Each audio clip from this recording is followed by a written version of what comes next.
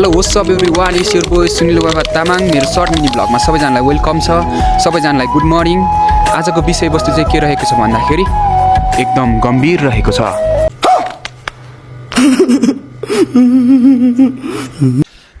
सबैजनाले कानमा हेडफोन अनि भोल्युम लाउड अनि आँखा ठुल्ठुलो गरेर स्किप नगरिकन यो भिडियो हेरिदिनु होला है त, किनकि तपाईँहरूको मुड फ्रेस हुन्छ। अब लम्बा चौडा कुरा नगरिकन विषयवस्तुतिर लागौँ। खास विषयवस्तु चाहिँ के रहेको छ भन्दाखेरि करिब 5 वर्ष अगाडि खिचेको फोटो, काले काले अनि बिचमा रहेको माले अनि यता त्यो रेड कलरको मफलर लगाउने चाहिँ भाले। अब परिचय भन्नुपर्दाखेरि यता लेफ्ट साइडको विशाल रिस्मी, यता राइट साइडको it's me your Sunil Baba Tamang, अनि यता ब्ल्याक कलरको कोट लगाउने दिपेश खड्का, अनि यताको रेड कलरको हुफ्लर लगाउने चाहिँ हाम्रो युवराज रिस्मी, बोकासङको अध्यक्ष होइन। अब त्यतिखेरको जमानामा चाहिँ हामीले फोटो खिच्नै जान्दैन थियौँ, किनकि फोन पनि त भर्खर पाएको थियौँ नि त। फोटो न राम्रोसँग खिच्न आउने न पोज दिन आउने होइन, जस्तै कि मूर्ति बसेको जसरी यसरी खिचिदिने फोटो पनि होइन। अनि यो फोटोमा चाहिँ नि अब हामीले कस्तो खालको पोज दिएको छौँ हेर्नु न। अब यता राइट साइडमा म सुनिल बाबा तामाङले अब कस्तो पोज दिएको छ, यस्तो जस्तै कि खुट्टा भाँचेको जस्तो 75 डिग्रीमा खुट्टा हेर्नु न।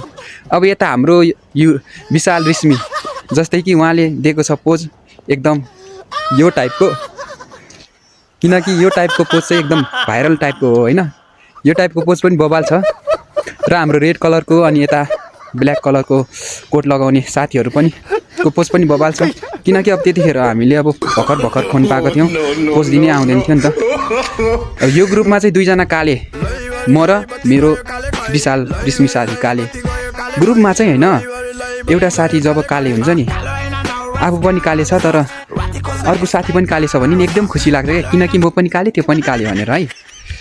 अनि छेउछेउको मिठो बिचको तितो भन्ने त थाहा होला नि होइन, कसैलाई याद होला।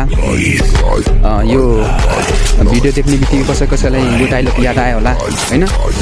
र यो चाहिँ एउटा सम्झना भयो होइन। मान्छे होइन कहाँबाट कहाँ पुग्छ होइन, कहाँबाट कता, साथीभाइको सम्झना चाहिँ एउटा फोटोले चाहिँ नि धेरै याद दिलाउँदो रहेछ क्या। अब हामी सँगै त छैनौँ, तर यो फोटो चाहिँ कति याद छ नि त। साथी भनेको चाहिँ नि छाया जस्तो हुनुपर्छ क्या, छायाले आफ्नो साथ कहिले छोड्दैन नि त, त्यस्तै हुनुपर्छ। त्यही कारण यही भिडियोबाट मेरो साथीहरू जति पनि छ होइन, सबैजनालाई सम्झना छ, माया छ है। सबैजनालाई धेरै माया छ है त। मान्छे त भेटिन्छ नि हजारौँ, तर सबै तिमी जतिको अनमोल हुँदैन।